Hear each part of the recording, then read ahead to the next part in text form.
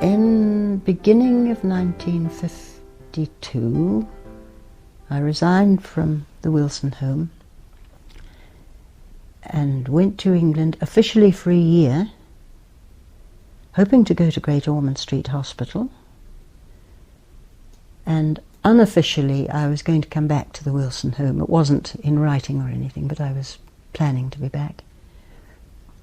And it sounds arrogant perhaps, but at that time any New Zealand trained physio going to England was, I think, certain of getting a job in England. The reputation of the New Zealand qualified people was very high, and we knew we'd get a job in England. And I know I had written to the people at Great Ormond Street, and as soon as I got there I made an appointment to see them, to be seen by the head of the physio department. But I can remember being quite certain I'd get a job. It was only later on I thought, my goodness, with all the people all over England probably applying for that. But I was lucky, I was accepted. I was told firmly that because I was going to be there for not more than a year, which I planned, I would be put in outpatients, because they didn't take people who were not planning to be permanent into the wards. And so I went into the outpatients department,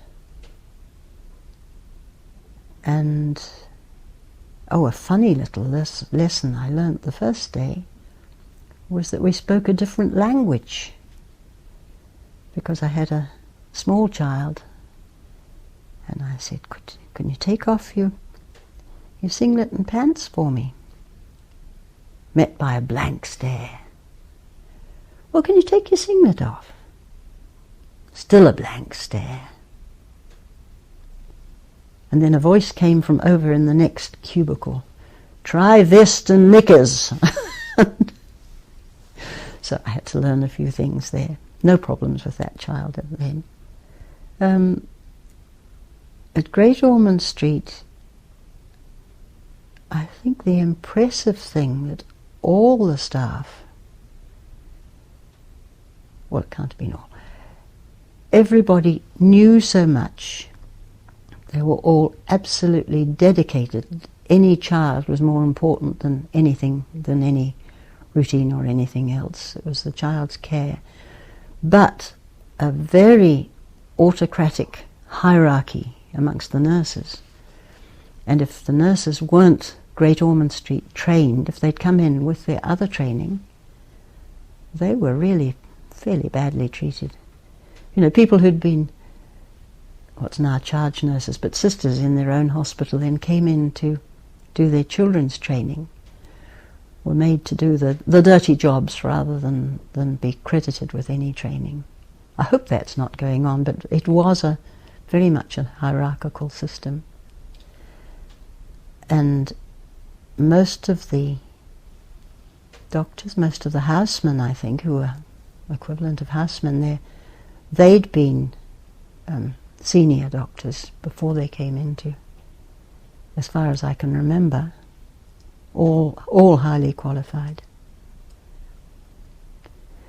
I had about 3 weeks in the outpatients department at Great Ormond Street itself, and then was sent to the country branch at Tadworth, and I had another few weeks there, and I really can't remember very much about that one. Lovely big grounds, garden, mostly inpatients, but some outpatients came into there. Oh, in the outpatients at Great Ormond Street itself, we had a number of cerebral palsy children who came in sort of once a month or once every 3 months.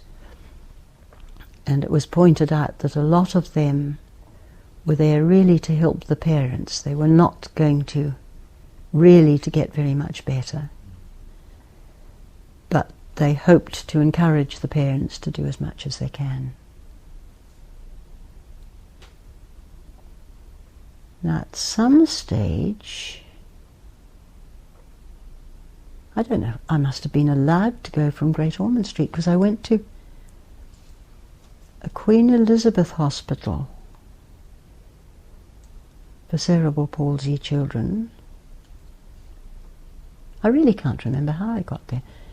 I had about 2 weeks there, and their children were really developing, progressing very quickly.